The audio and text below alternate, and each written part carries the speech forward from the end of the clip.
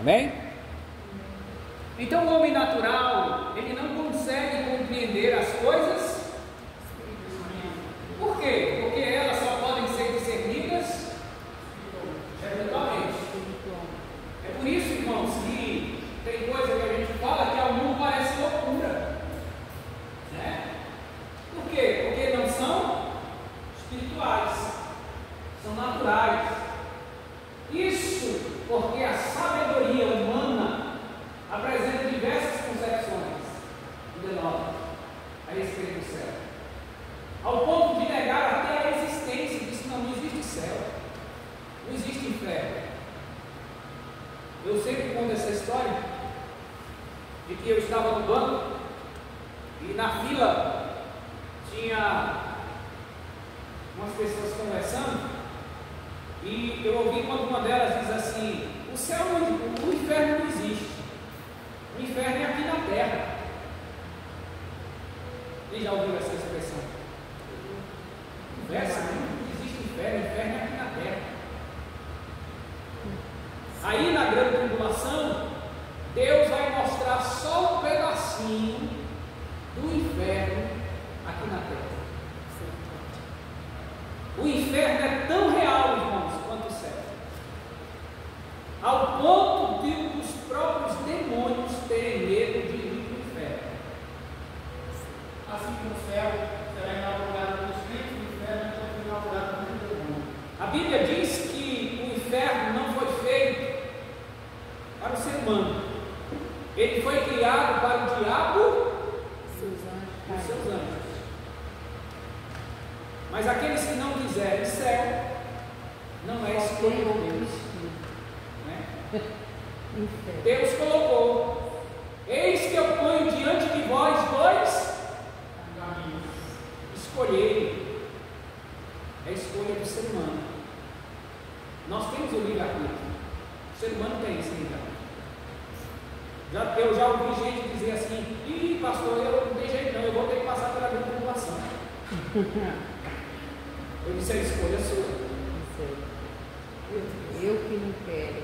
Eu já ouvi, pastor, Estou fora. gente dizer: rapaz, se eu for salvo é depois da grande tribulação. Quero ser arrebatada. E já assistiu aquele filme da Peregrino? Tem umas heresias lá, mas existe um ponto interessante, eu achei interessante dele. É que enquanto o tal do fiel está se esforçando, enfrentando gigantes, vivendo perdendo dele, se libertando das prisões do gigante, naquela luta, caindo em pânico, o diabo acusando aquela luta para chegar à porta celestial, para essa corrida, chegar à porta do céu. Outras pessoas que encontram pelo caminho, está debaixo da árvore, sentado, com uma rama cada sapato. Quando vem passando o filho dele, você está doido, cara? Você vai para onde? Estou indo para o céu. O Senhor me chamou, o dono da cidade, quando falar, vamos comigo, se esforça, liga para ele, faz um esforço para entrar na cabeça dele, que é importante para o céu. E ele lá de boa, você está doido, ele vai voltar. Muita gente no caminho do filho você vê, isso é recebido. E eu acho que mais ou menos essa história que ele está vendo. É aquela história também, né, de que existe um muro em que separa céu e inferno. E uma pessoa caminhava sobre esse muro, e de um lado ele via anjos cantando e adorando, do outro lado ele via demônios e pessoas sendo espetadas por um tridente. E o que ele chamou a atenção daquele homem que caminhava sobre o muro é que os anjos que louvavam e adoravam chamavam ele, dizendo: vem para cá, desce daí, vem para cá com a gente. E ele foi caminhando no muro e chamou a atenção dele, porque é que só os anjos chamavam ele para ir para lá. Porque é que os demônios que estavam do outro lado não falavam, nem davam atenção para ele, e as nem olhavam para ele. Isso incomodou ele, e ele viu um diabão que estava com o tridente e chamou, disse: ei, me tira uma dúvida, por que é que os que estão do lado de cá me chamam tanto para ir para lá, e vocês não dão a mínima para mim, não estão nem me olhando? Ele olhou e disse para ele: é porque o muro que tu está em cima já é nosso. Andava do lado do. Vocês já ouviram a expressão dizendo assim: sai de cima do muro, toma uma decisão. Porque o muro, irmãos, representa o mundo, representa o inferno. Nós precisamos decidir, tomar decisão, entregar nossa vida a Cristo, seguir a Ele fielmente, decidir o que nós queremos, né? Abandonar as coisas deste mundo, não é? Porque ali no caso, se ele não ouvisse os anjos e fosse do outro lado, então a conclusão é que o diabão com o dentão lá ia puxar ele. Qualquer hora ele ia derrubar ele.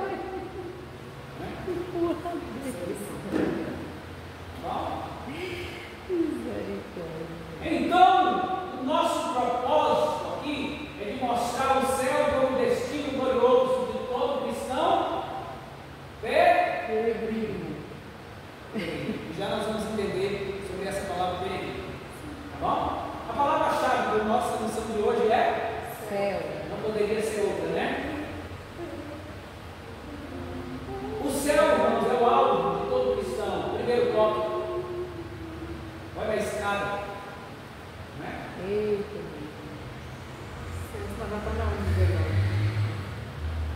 Estava olhando essa imagem, né, e pensando que realmente há uma estrada, né, daqui para cima e a gente não vê ela. Mas ela existe. Diga comigo: para o céu. Para o céu. Não sobe.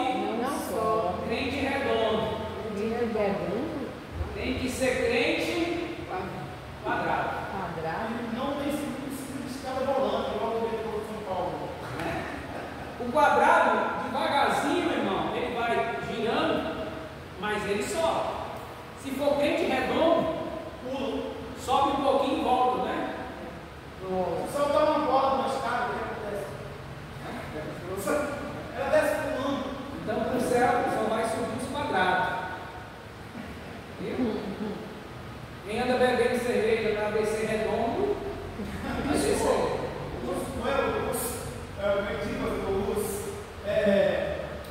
Torcedores da escola, os caras. Nem fazer a propaganda dela, mas você fez. Não deve, né? Assim deve, né? Vamos lá então? Nós vamos definir agora o céu. A palavra hebraica chama rim, que significa céu ou céus, aparece 418 vezes no Antigo Testamento. O termo grego, Uranos, 19 está lá. ah, 419. então a minha lista, não vou ler de frente. Porque quando você está lendo, você está falando realmente as listas, porque ela fica assim, tem problema na lista, Né? Tá bom? Obrigado. Aparece quantas vezes? 419 vezes. Só no Antigo Testamento. O termo grego, Uranos, céu, e agora já é no Novo Testamento, aparece 280 vezes. Tá bom?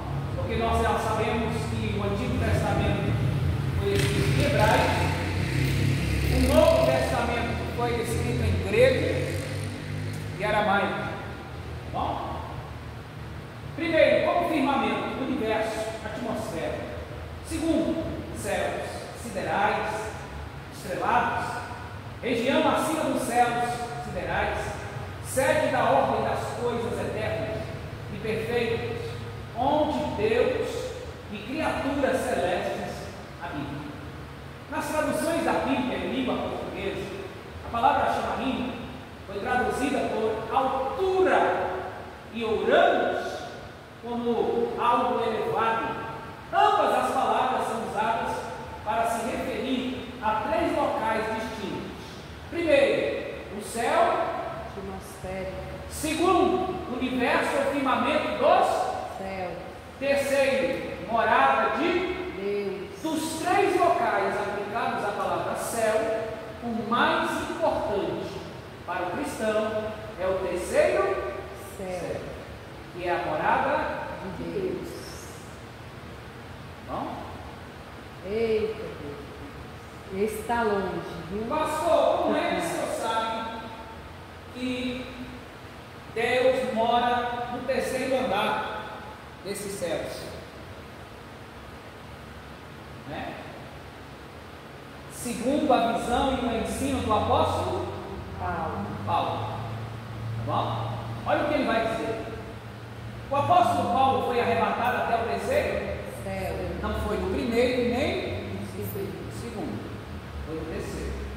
E não por acaso esse céu está enfatizado nas cartas do apóstolo como lugar celestial, o lar dos salvos em Cristo Jesus, onde temos um destino assegurado, o de estar para sempre com o nosso Senhor. Hein? Por isso, vivendo em Cristo, o crente desenvolve um relacionamento na esfera do reino, de modo que ainda não tenha ido para o céu. Toda a sua vocação é celestial. No presente momento da sua vida, dessa forma, o poder que está em sua vida vem do céu e o habilita a vencer a cada. A Bíblia nos diz, irmãos, pelos ensinos do apóstolo Paulo, e Paulo começa a contar, dizendo: eu conheço um homem. Apesar de Paulo estar se referindo à terceira pessoa do singular, Paulo está falando dele mesmo. Ele diz: eu conheço um homem que há 14 anos subiu até o terceiro, e lá ele ouviu coisas e viu coisas que são inefáveis. O que é a palavra inefável? Que não dá para explicar. Fora da dimensão do pensamento humano, que ao homem não é lícito nem contar. Paulo diz: não dá para contar para o homem, porque quando Paulo subiu, não foi como homem, foi num corpo já de uma experiência espiritual. É tanto que ele vai dizer: eu conheço esse homem, que há 14 anos subiu até o terceiro céu. E aí ele diz: eu não sei se foi no corpo ou fora. Tão real que foi isso. Aí ele diz: mas de uma coisa eu sei, que lá, né? Me lembra aí do texto? Eu vi coisas. Ah, é porque eu já citei antes, né? Ele disse que ouviu. Não sei se no corpo ou fora do corpo, né? Mas uma coisa Paulo disse que sabia. E aí eu esqueci. Ele ouviu coisas, ele disse, né? E aos homens não existe. Eu inverti, né? Eu falei, né? Coisas inefáveis. E aí Paulo chega a dizer assim: e pelas revelações que me foram dadas, foi-me posto um espinho na carne, a saber, um mensageiro de Satanás, para que eu não me exaltasse pelas divinas revelações. Paulo viu uma coisa, irmão, tão perfeita, que para ele não ficar exaltado demais, dizendo: olha, eu sou eu, Deus eu fui lá, me levou. Você não foi não. A Bíblia não diz que espinho era esse, se nós formos mexer com isso, né? Não compensa. Chega lá, nós perguntamos: Paulo, o espinho era o que mesmo? Aí você tira a dúvida lá. Eu diria: rapaz, você tem tantos filhos seus. E aí ele diz: pelo que por 3 vezes orei ao Senhor para que tirasse de mim o espinho. E Jesus respondeu dizendo: Paulo, a minha graça já te basta, fica com o espinho. Não é? A única coisa que a Bíblia diz é que era um mensageiro de Satanás. Alguns teólogos dizem que esse mensageiro era alguém que vinha todo instante dizer para Paulo assim: Paulo, hoje tu diz que é crente, mas conta quantas almas você matou, quantas crianças você derramou sangue. Paulo, quantas senhoras e senhores velhos você arrastou nas praças. Não sei se esse era o mensageiro que vinha lembrar Paulo do que ele fez no passado para perturbar. E talvez seja por isso que ele dizia: olha, uma coisa eu estou fazendo, estou me esquecendo das coisas que para trás fiquem, e vou prosseguir algo agora. Né? Outros dizem que Paulo tinha um problema na visão, que quando o apóstolo se encontrou com Jesus, a Bíblia diz que Jesus o deixou cego. E deixando o apóstolo, Saulo, cego, algumas pessoas pegaram o texto e dizem que o apóstolo ficou com um problema nos olhos, com um estrabismo, ficou zarolho, um escândalo, né? Outros dizem que Paulo usava óculos fundo de garrafa. Pastor, de onde é que eles tiraram tudo isso? Vamos ler na Bíblia? O gatinho zaroi que aparece, você já viu?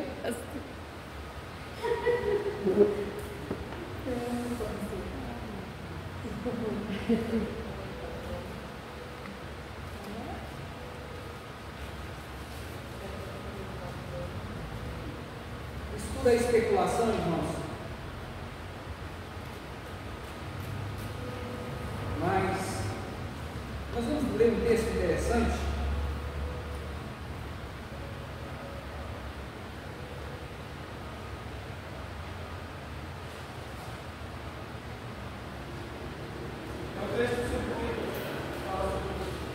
Nós vamos ler Gálatas, capítulo número 4, abre aí. Eu não sei se Paulo tinha o problema que eu tenho.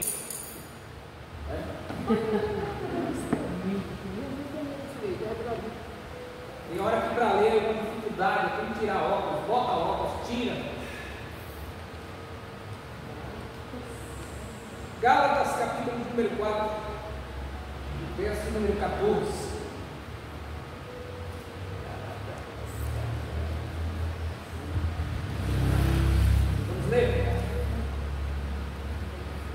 Encontrar aí, eu vou fazer igual Paulo, vou tirar o óculos aqui para poder ler nessa Bíblia.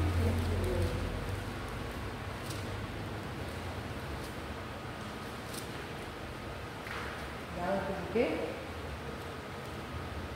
Gálatas capítulo 4, verso número 14.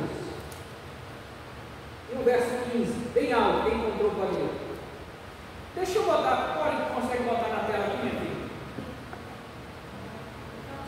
A Bíblia, no celular mesmo.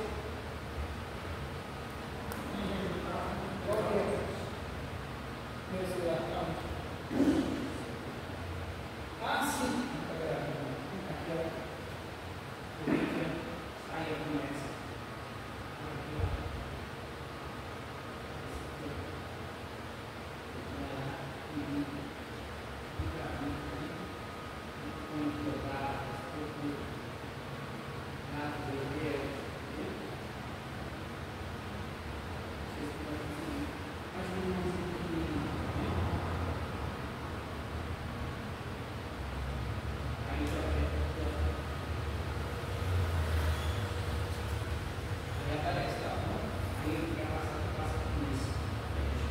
Vamos ler aqui, irmãos. 1, 2, 3 e já. E não rejeitastes, nem desprezastes isso que era uma tentação na minha carne. Antes me recebestes como um anjo de Deus, como Jesus Cristo mesmo.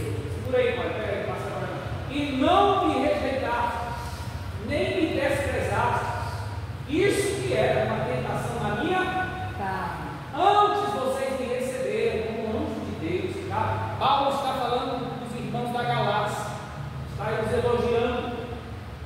Antes vocês me receberam como anjo de Deus, como Cristo mesmo. Verso 15.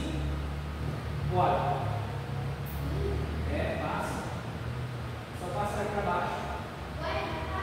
Não, é o 15. Aí, 1, 2, 3 e já. Qual é logo a vossa bem-aventurança porque vos dou testemunho de que, se possível fora, arrancar-lhes os vossos olhos e me esperarias. Olha que interessante, né? Paulo chega nos irmãos da Galácia, e os irmãos da Galácia se compadecem de Paulo e diz: olha, eu tenho que elogiar vocês, porque vocês me receberam como anjo aqui, como o próprio Cristo que tivesse vindo, e eu mesmo com a minha enfermidade na carne. E aí ele diz assim: e qual é o elogio que eu tenho de vocês?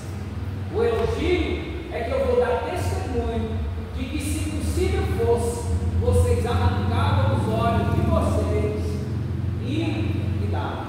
O que Paulo está dizendo? Se nessa época tivesse um transplante de olhos, vocês arrancavam de vocês e davam para mim, para eu ficar mais bonito.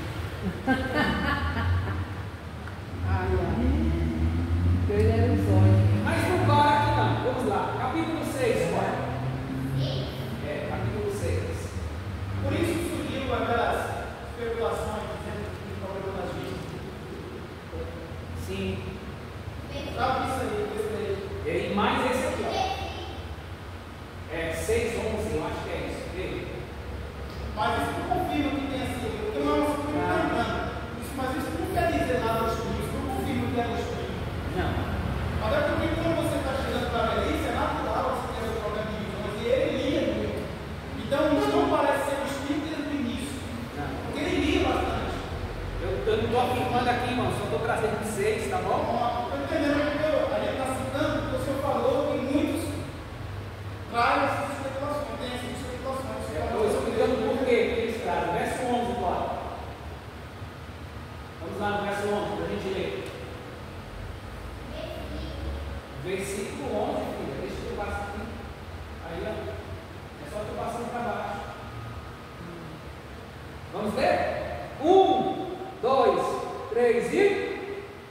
Vede com que grandes letras vos escrevi com minha mão.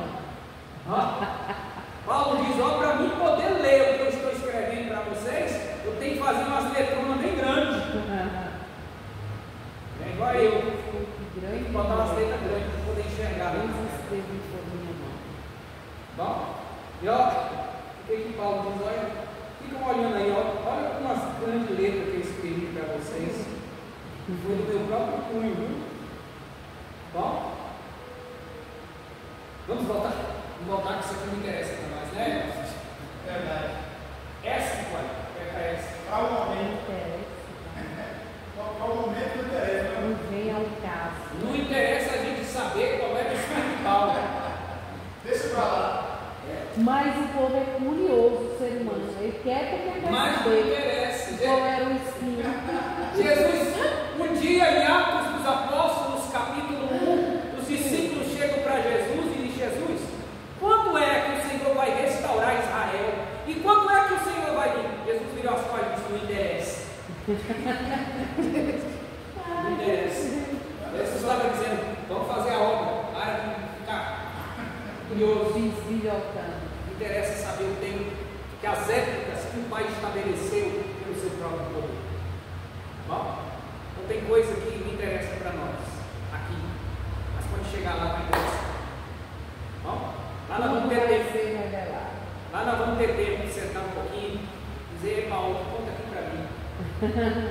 Não era esse espírito. Era aquele... Então ele vai ficar maluco, viu? Se eu falar vai ter eu vou para você qual é, e você me contar os seus. Vai ter uma Aí filha eu nova. só tinha um, e você será que tem quantos? Para ouvir Paulo. Deus é de livrar. Eu fico imaginando, irmão. Lázaro. Se Lázaro foi para o céu na sua morte, né? Imagina aí, pastor, como Lázaro ficou bravo, né? Porque Jesus disse para o ladrão da cruz: hoje estarás comigo. E Lázaro, que já estava lá há 4 dias,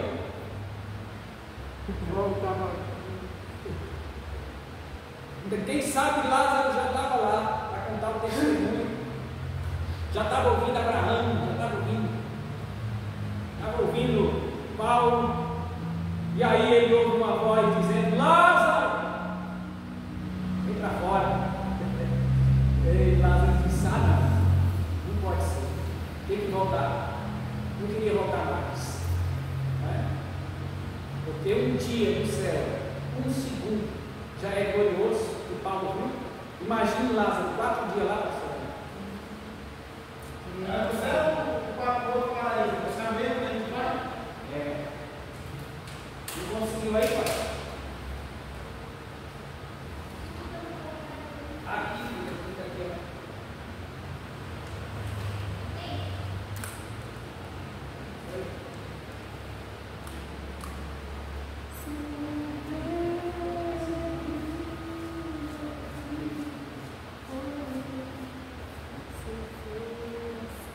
Basta. O alvo do cristão, terceiro tópico aí. Nós vamos ver qual é o alvo. Tá bom? O irmão ler. Tópico de número 3 aí. Ele pode ler bem a Pois de salvo, não pertencemos mais a este mundo. Por isso, Paulo ensina que prossegue para o alvo, isto é, a linha de chegada que o atleta alcança o prêmio. Assim, o apóstolo persegue o prêmio com determinação, liberdade, empenho e com os olhos fixos no autor da salvação. Igualmente, o cristão passa a ter o céu como alvo por causa da soberana vocação, que vem de cima, isto é, de Deus por meio de Jesus Cristo. O seu alvo revela o resultado de uma nova vida, e por isso o crente se volta para as coisas do céu. A expressão nossa pátria está nos céus sintetiza bem essa nova realidade. Ao mencionar essa expressão, o apóstolo mostra que temos uma cidadania celestial. Para viver a plenitude dessa cidadania, o cristão peregrina para algo perfeito, absoluto, em que finalmente terá o corpo abatido, transformado conforme o corpo glorioso de Jesus Cristo. Amém, irmãos? Então, depois que Cristo nos compra, porque a Bíblia diz que nós somos comprados por preço do sangue. Jesus nos comprou, Ele pagou o nosso resgate. Nós estávamos condenados, mas Jesus veio e nos comprou. Se Ele nos comprou, nós não pertencemos mais a este mundo, pertencemos a Ele. Ele é o nosso dono, Ele rege a nossa vida. É por isso que o cristão, quando entrega a vida para Jesus, não cabe mais a ele dizer a frase que dizia no passado: da minha vida cuido, da minha vida cuido. Não é assim? Né? Não, minha vida cuido eu. Não é, acabou. Agora da tua vida quem cuida é Jesus. Você foi comprado.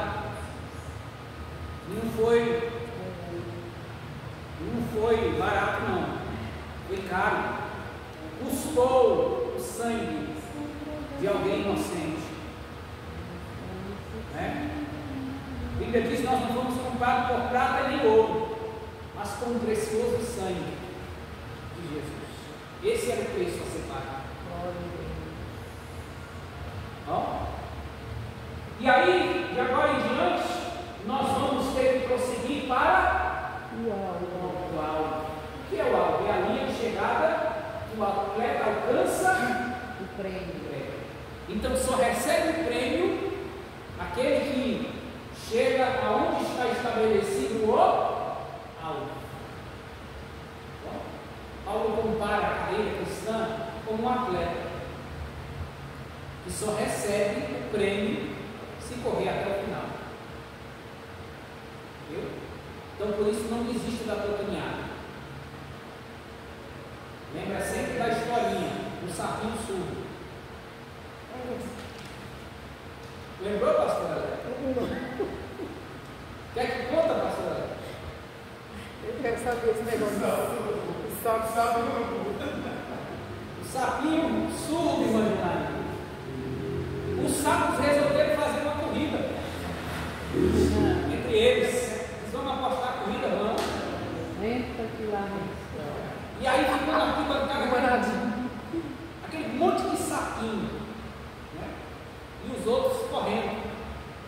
aliás, pulando, né? Que sabe? Não sei se é pulando. E aí tinha um que era um sapinho meio sonso, e correndo devagarzinho, mancando, pulando. E os outros sapinhos que estavam lá assistindo a corrida, tudo gritando: desiste, sapinho! E ele devagar, e os outros lá na frente: desiste, rapaz! Aí os outros foram ouvindo isso e foi desistindo, porque eles achavam que eles estavam gritando para aquele sapo que estava lá na frente. E aí foi desistir um, desistir o outro. E eles continuavam gritando, e o sapinho, manco, continuou. Fundo.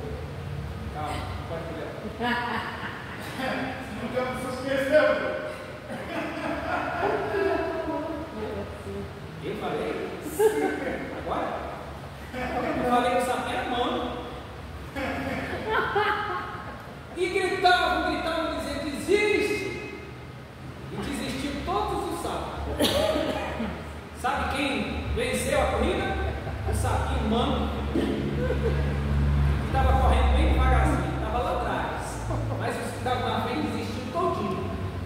No final, foram tentar descobrir por que é que todos os sapos desistiram e só não aquele manco não desistiu. Sabe o que descobriram? Que o sapinho manco também era surdo.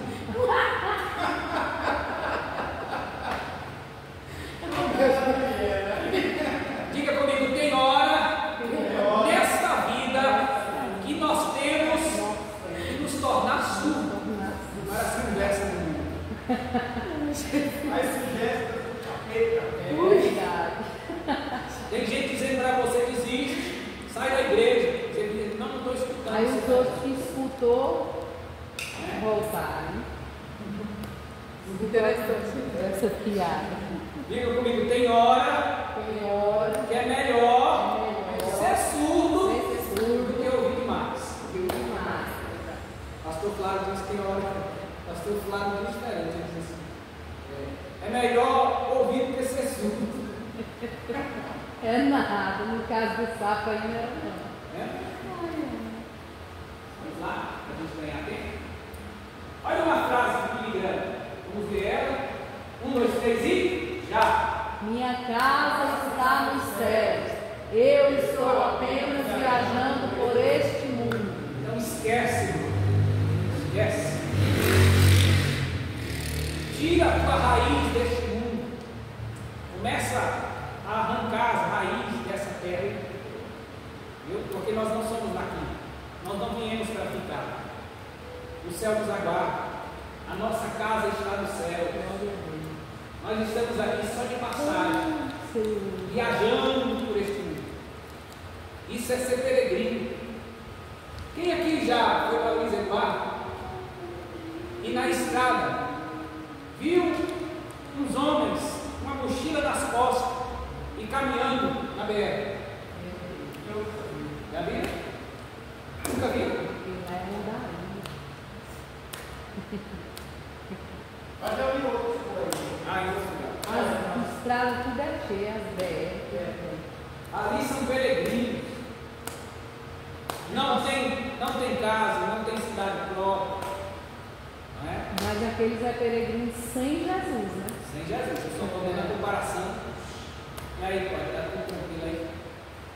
Esse dia passou lá no balde lá com uma bicicleta que já viajou, veio do Brasil, viajou muito de bicicleta.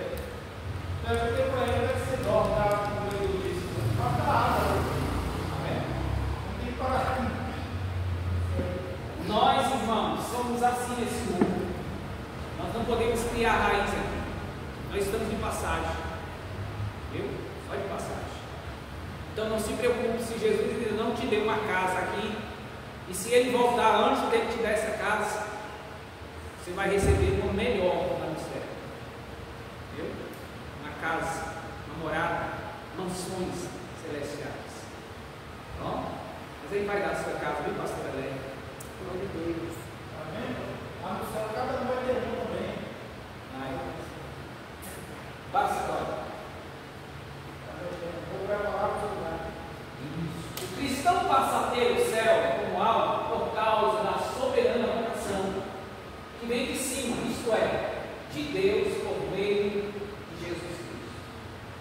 Então nós só temos direito ao céu por causa de Cristo. Ele abriu a porta que estava fechada. Ele diz: eis que diante de vós põe uma porta. Cadê? Paulo diz assim: uma grande porta me abriu. E que porta é essa? Da salvação, que estava fechada para nós. Estava fechada. Viu? Jesus veio, abriu a porta e disse: quem quiser entrar, entra. Bom, então nosso alvo é o céu. É por isso que a Bíblia diz, Hebreus capítulo 12, verso 1, a Bíblia nos diz assim: portanto nós, os que estamos rodeados de uma tamanha nuvem de testemunhas, fujamos de todo o embaraço desta vida e do pecado que tão de perto tem nos rodeado. Verso 2 do capítulo 12 de Hebreus: e corramos com perseverança a carreira que nos foi proposta, olhando para Jesus, que é o autor e consumador da nossa fé. Diga comigo: meu alvo é Cristo.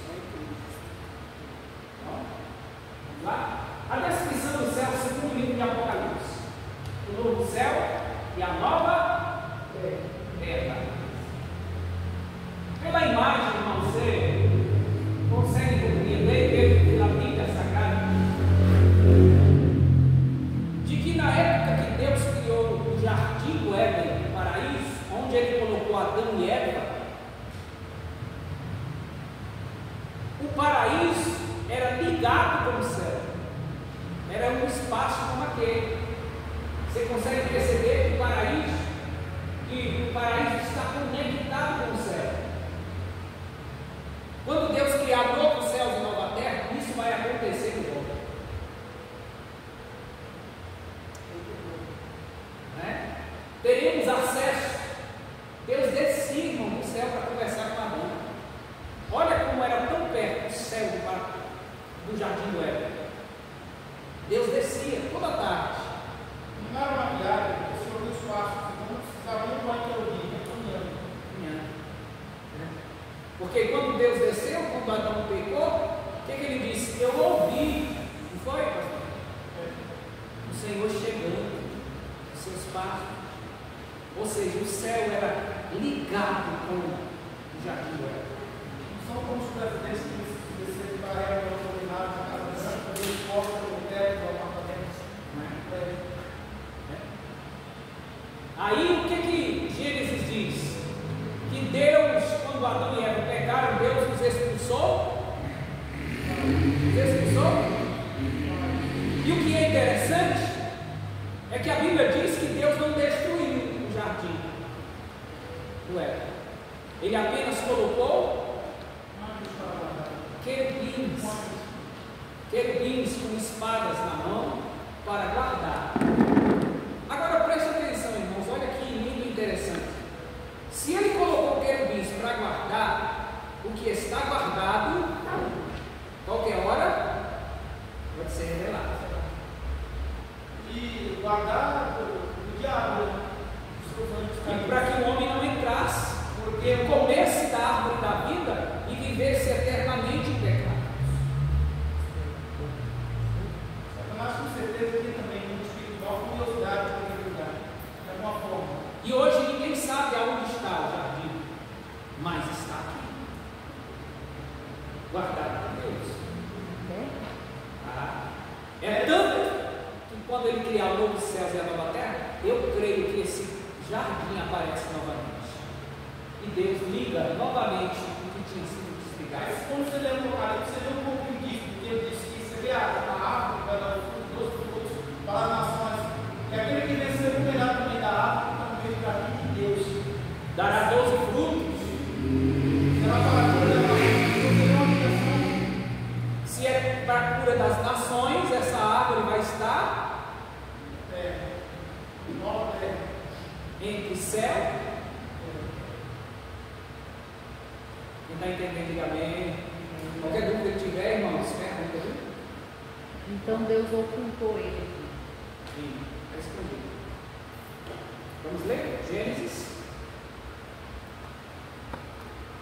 Só Deus mesmo para fazer essas coisas gloriosas. Dá para entender a frase de Deus do Josué, capítulo 1. Antes mandei eu, seus fortes, corajosos, desde bom ânimo. Então ele mandava você ter bom ânimo e a vida inteira ele incentivava alguém ter bom ânimo, dizer não temas. Está ligado a esse sentido, esse foco, determinado, essas coisas que Deus tem preparado para aquilo que você leva até o final. E hoje não viu, o ouvido não ouviu, não é?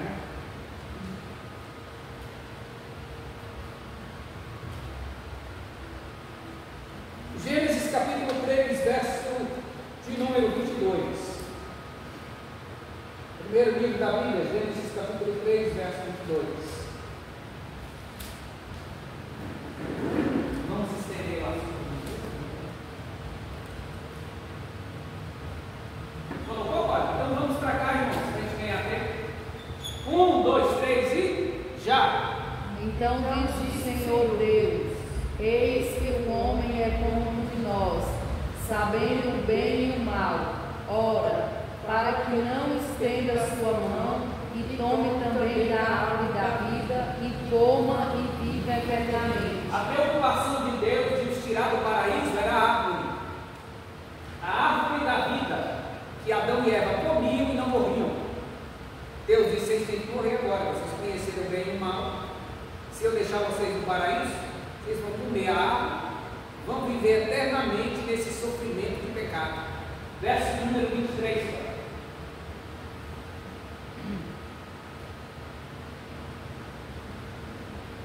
Vamos, 2, 3 e já. O Senhor Deus, pois, o lançou fora do jardim do Éden, para lavrar a terra de que foram tomados. Deus disse: cai fora. Verso número 24. E havendo lançado fora o homem, pôs querubins ao oriente do jardim do Éden, e uma espada inflamada que andava ao redor, para guardar o caminho da árvore da vida. Diz: ó, Adão e Eva, cai fora. Tem um anjo aqui e tem uma espada que vai ficar andando em volta do jardim, viu? Espada inflamada. Inflamada, fogo. Se encostar, Como assim isso é curioso, isso é interessante, não é? Isso é interessante. Essas coisas são interessantes, porque se você for analisar, nós estamos testando um supõe. Certo que não há nenhuma localização na Terra, nessa terra pecaminosa escravista.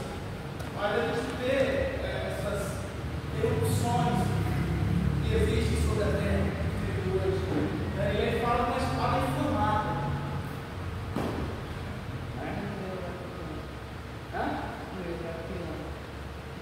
A pastora está lembrando aqui do Euroquilão. Oi, Euroquilão? Eu falei que ia explicar no domingo e aí. Não explicou, foi nada. Aí ela diz: a pastora Léa deve estar com mão na cabeça. Deve aí. E agora querem saber o que é o Euroquilão. Eu não sabia também não, pastor.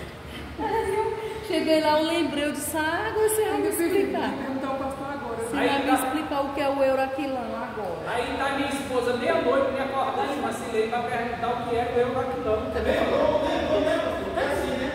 A gente esquece, mas ela lembra quando a gente nem imagina mais. Eu pensei quando eu cheguei ali em casa, vou mandar mensagem para o pastor.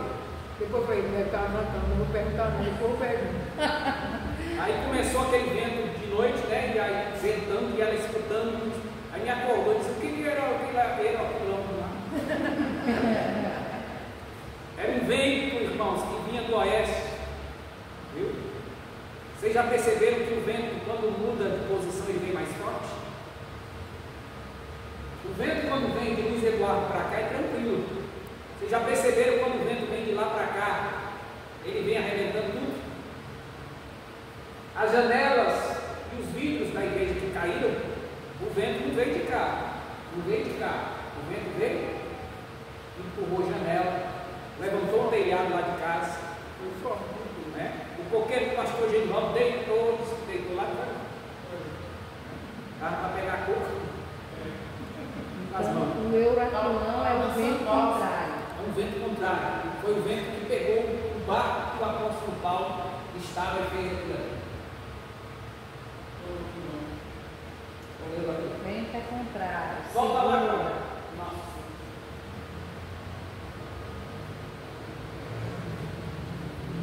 A gente finalizando, né?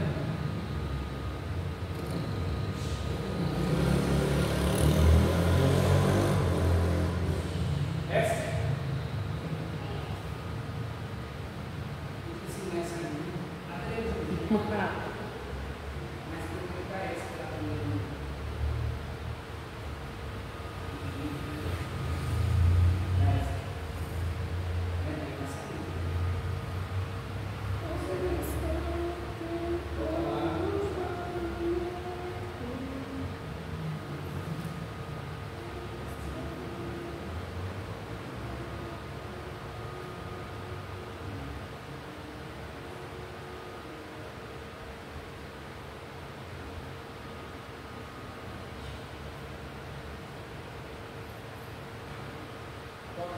Foi que nós paramos? É o último aí? Vamos chegar no resumo. Agora vamos chegando.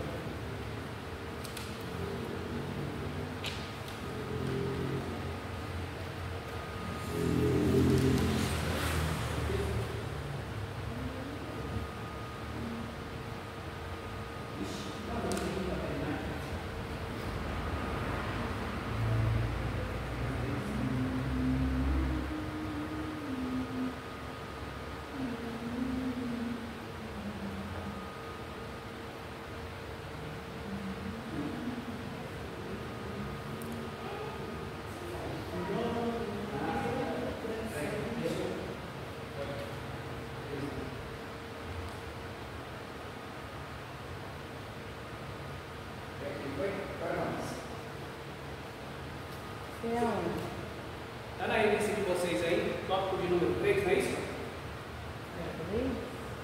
Alguém pode ler? Bem alto? Pastora Lélia? Consegue ler ou está igual Paulo? Quando Igual Paulo. na Galácia? Tem que ser com Eu letra estou na grande. prova, menino. Mas Janaína está enxergando bem aí? Tá? Consegue ler? Pode ler na revista, tá?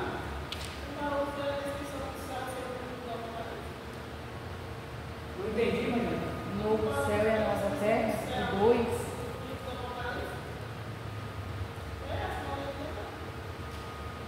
a mãe Janaína está fazendo uma pergunta.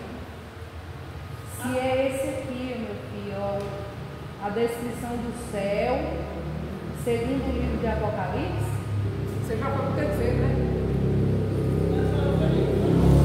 Então, eu ponho na revista, é isso aí, ó. Primeiro, novo céu e nova terra. Foi que nós paramos?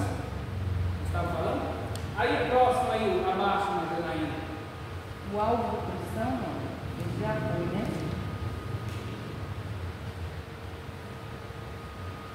Depois da abertura dos 7 selos, está aí? É esse aqui, ó, que ela está falando, ó. É o 2, a descrição do céu, Céu eterno, não, do céu eterno. o novo céu e a nova terra. Vou pegar a revista aqui no programa. Depois da abertura dos Localização é 7 selos, conforme o Apocalipse. Nós já falamos, segundo, É o segundo. Então, leia aí, para depois a Janaína ler o outro. Diz, o novo céu e a nova terra. Depois da abertura dos 7 selos, conforme Apocalipse 6, em que predominaram a desordem, a tribulação e o juízo, o quadro revelado na sequência é o de um novo estado eterno. O apóstolo João diz que o primeiro céu e a primeira terra passaram, o mar já não existe mais. Esse céu também ouranós é o espaço astronômico. Não se trata da habitação eterna de Deus. Então o apóstolo contempla um novo céu e uma nova terra. O adjetivo grego kainos, novo, que aparece no texto, traz ideia de novo com respeito à forma, fresco, recente, não usado. Nesse sentido, o novo céu é um lugar sem precedente, incomum e desconhecido. Isaías profetizou a criação de novos céus e nova terra. O apóstolo Pedro confirmou essa esperança. Esse lugar é o destino do cristão, um novo lar completamente redimido, sem qualquer semelhança com o mundo antigo, pois eis que faço novas todas as coisas. Amém, irmãos? Olha para cá e preste atenção, para a gente entender. O novo céu que o Senhor vai criar não é o terceiro, é o primeiro e o segundo. Esses dois desaparecerão. Pastor, qual é o primeiro céu? É o céu que nós olhamos de dia e vento, né? Firmamento, as nuvens branquinhas, vocês conseguem ver? De dia? Esse é o primeiro céu. A composição dos componentes químicos do ozônio, camada de ozônio, tudo fica azul, a luz reflete do sol, esse é o primeiro céu. O primeiro céu é esse céu azul com nuvens, onde se formam as chuvas. E o segundo céu? Diga comigo, o céu cósmico. Onde estão os corpos, os planetas, a lua, as estrelas. Paulo disse que, sendo a semelhança, ele fala sobre essa questão dos corpos, né, que cita esse pedaço desse céu aí. Amém? E o segundo céu, irmãos, é a habitação aonde habitam os demônios, viu? Satanás e os demônios. Está nesse segundo céu. Agora deu banamento na minha cabeça. Eu achava que eu estava no inferno. Eles têm medo de ir para lá, como eu falei no início aqui. Um dia Jesus chegou em Gadara e encontrou um homem possesso. E quando ele vem correndo do cemitério, porque a Bíblia diz que esse homem morava no cemitério, se alimentava no cemitério, e se a Bíblia diz que ele se alimentava lá, sabe o que ele comia? Carne humana. Os demônios que estavam dentro daquele homem faziam ele comer carne humana.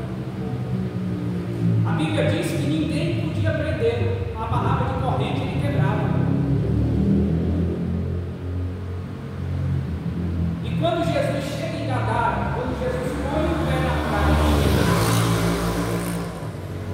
esse jovem veio uma velocidade tão grande do cemitério até o encontro de Jesus, que ele veio uma velocidade tão... Quando ele chegou perto de Jesus, a velocidade para,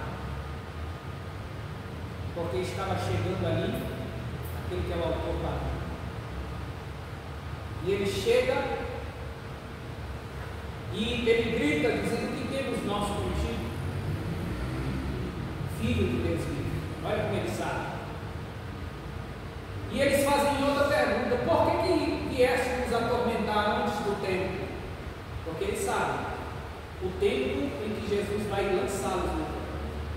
E aí eles fazem um terceiro pedido agora. E o pedido é: não nos mande para aquele lugar de tormento. Eles estavam fazendo um pedido para Jesus: não manda a gente para o inferno, não. Olha, irmãos, o medo que eles estavam de Jesus mandar eles ir para lá. Tremendo de medo. Não manda a gente ir para aquele lugar de tormento. E a Bíblia diz que Jesus não mandou. Mas Jesus os expulsou e eles entraram numa manada de porcos. E a Bíblia diz que eram mais de 4.000 porcos. Meu Deus, então é um demônio muito amado. Eles sentem, para analisar a Bíblia, esses espíritos, demônios, como tem um corpo físico, eles, a temperatura deles é muito, sente muito calor. Eles precisam de um corpo físico para se refrescar. É por isso que às vezes em trabalhos eles utilizam beber sangue, essas coisas todas, cachaça. Aí Jesus diz que quando eles saem do homem com lugares árabes, muito populares, lugares de bolsa, no encontro, volta para onde para se refrescar? Temperatura alta, isso do corpo físico. E aí, o ser humano, infelizmente. Só que é interessante que Jesus faz uma pergunta para ele: qual é o teu nome?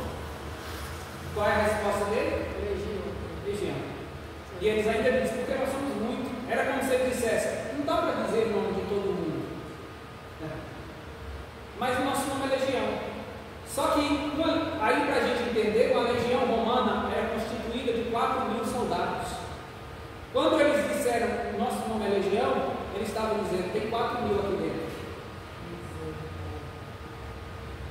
E eles entraram nos porcos, os porcos se precipitaram a morrer. Agora, a pergunta é, por que é que Jesus permitiu entrar em corpo e não mandou para o inferno? Diga comigo, é para que os homens saibam que até os demônios têm medo do inferno. E o ser humano, às vezes, né, brinca. Isso que o povo faz. Já vi muita gente falando que os porcos são amaldiçoados por causa disso. Já vi muita gente falando isso. Não é bom porque é amaldiçoado. Isso aqui. Mas não existe não, pastor. Só foi aqueles lá mesmo. Então, Só foi eles vão aqueles. morrer tudo menino. Os outros estão purificados.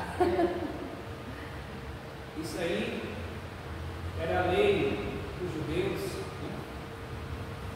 E aí quando chega na era da graça, Pedro vê um lençol descendo do céu cheio de porquinho dentro.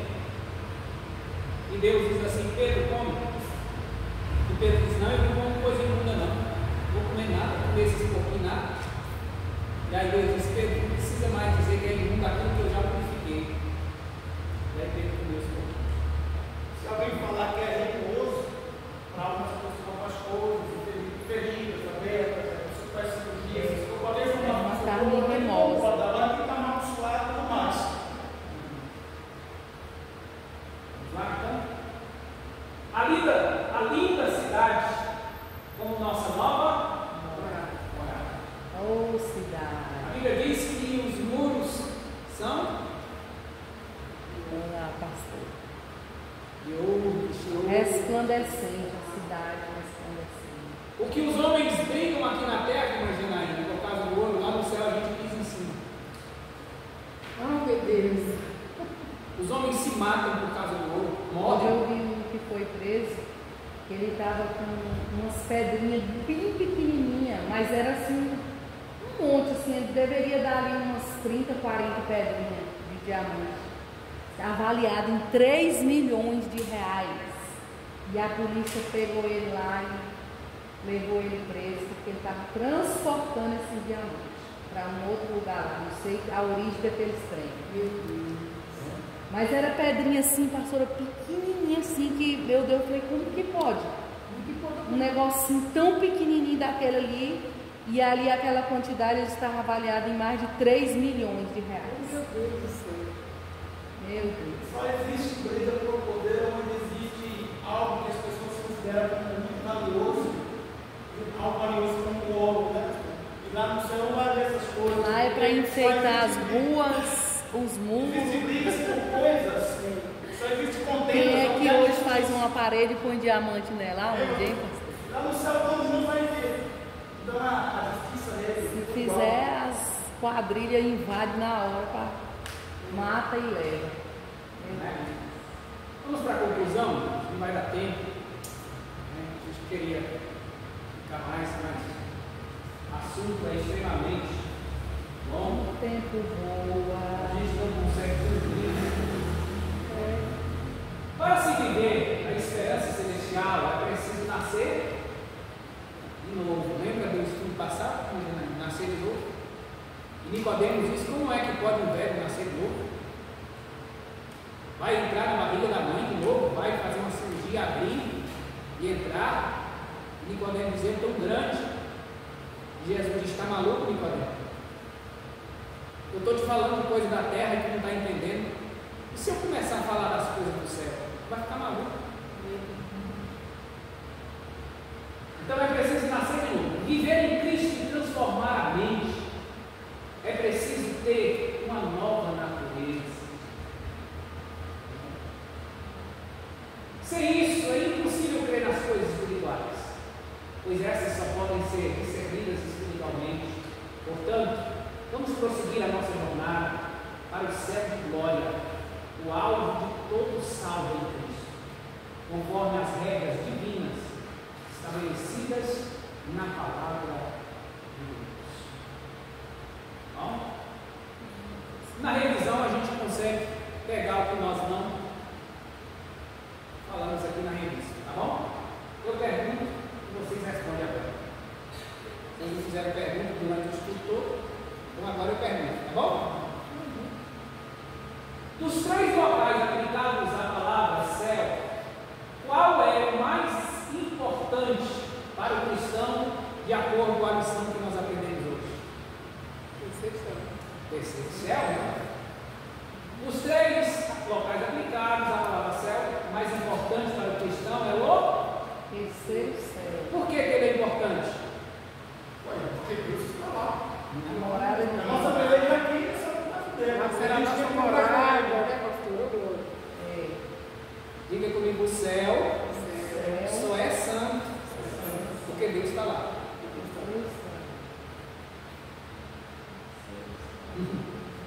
Quer ver? Pronto.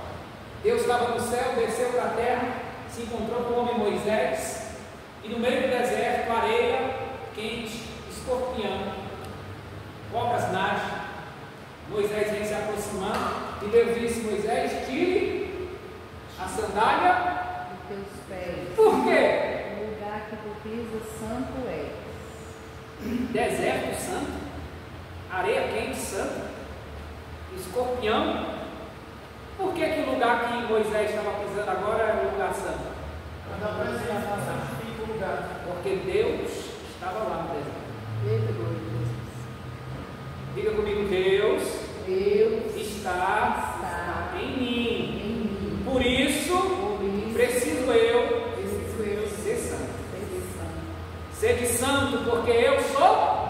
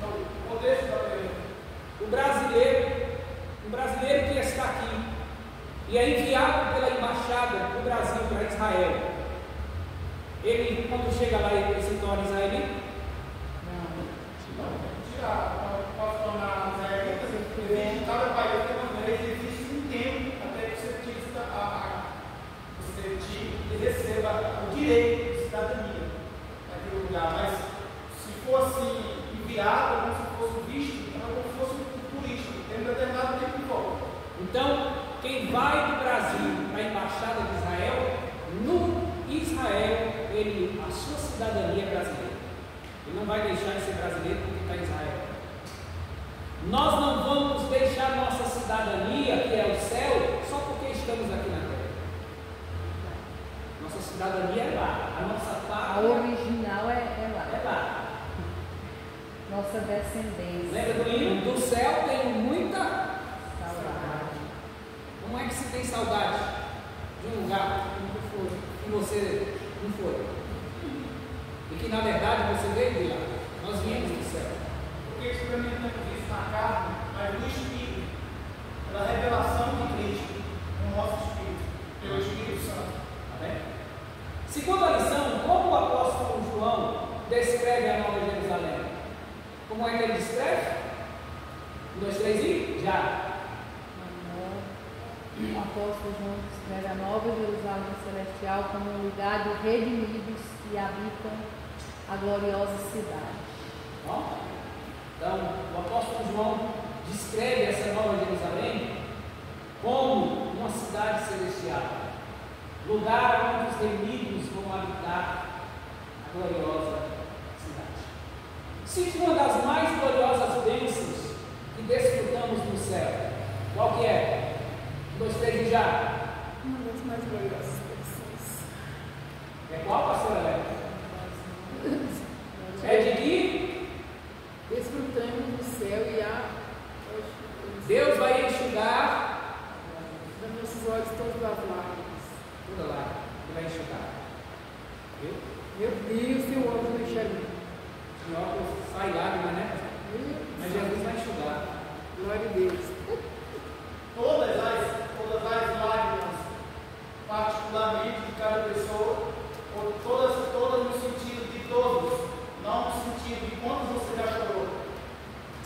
Todos. Né?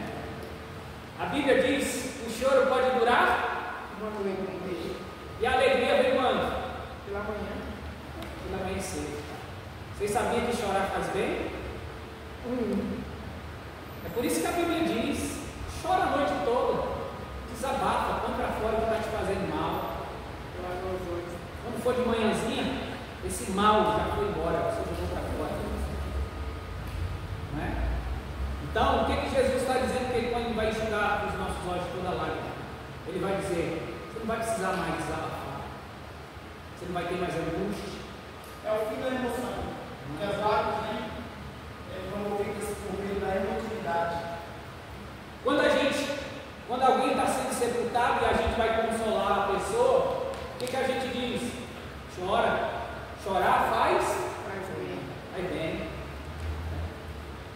Só que quando a gente chega e manda as pessoas chorar, porque nós não temos poder, como Jesus tinha. Ou nós não usamos. Porque. Como ele tem. Como ele tem, né? Está no passado. Eu estou falando igual os irmãos do caminho de Emaús. Tu é peregrino, não é? Tu não sabe que Jesus foi poderoso, nobre, foi um profeta, tudo no passado. E Jesus de sua geração dura, né? Me botando no passado. Ele é o de ontem, hoje e será eternamente. Aí Jesus chega, tem uma mulher vindo para sepultar seu filho, já tinha sepultado o marido, e ela vem se acabando de chorar, marido sem marido, e agora sem o filho, não tinha mais ninguém por ela. E vem trazendo o filho no caixão, aquela multidão acompanhando ela, e ela gritando, chorando. E vinha outra multidão do outro lado, que era Jesus. E aí Jesus vê aquela multidão vindo e ele para na frente do cortejo. E era proibido parar na frente do cortejo. Não podia, tinha que sair do meio para passar. E Jesus disse: como eu não posso entrar no cemitério, eu vou parar o velório aqui. Jesus disse: como eu não quero entrar lá, e ele não podia, Tá?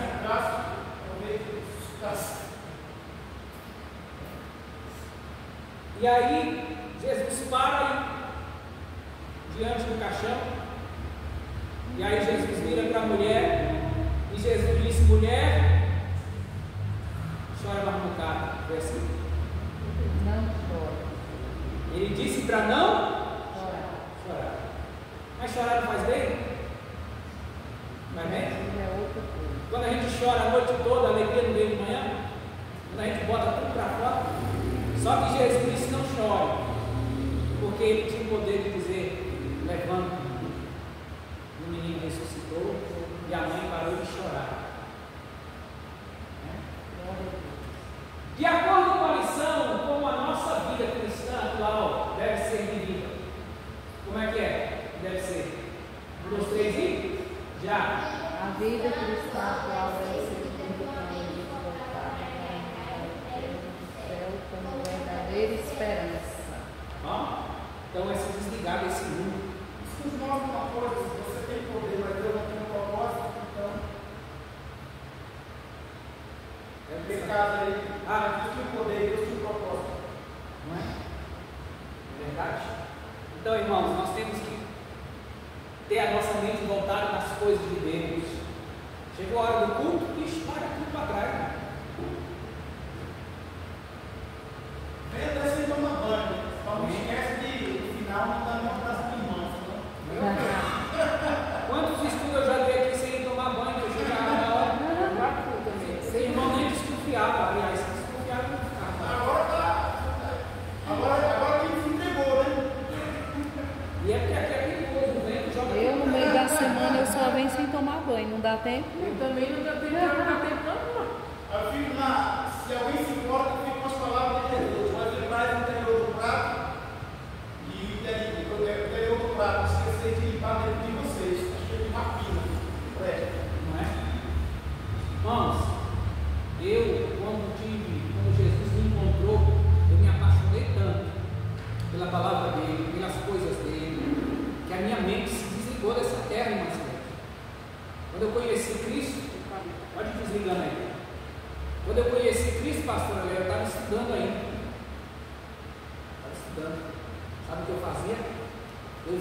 desistia da aula nos dias de culto, pastor Genival. Eu matava a aula para ir para o culto na igreja. Tamanha era a minha alegria. E até hoje, irmão, se eu ficar sem vir no culto, parece que Tem graça a nossa vida. porque a nossa mente está ligada lá. Tá bom? Então, não tire a tua mente das coisas de Deus. Vamos orar, vamos agradecer a Deus, se colocar de pé. Você trouxe seu dízimo, sua oferta, depois de casa no final, seja abençoado em nome de Jesus. Nossa. Vamos orar com a pastora? Tem duas.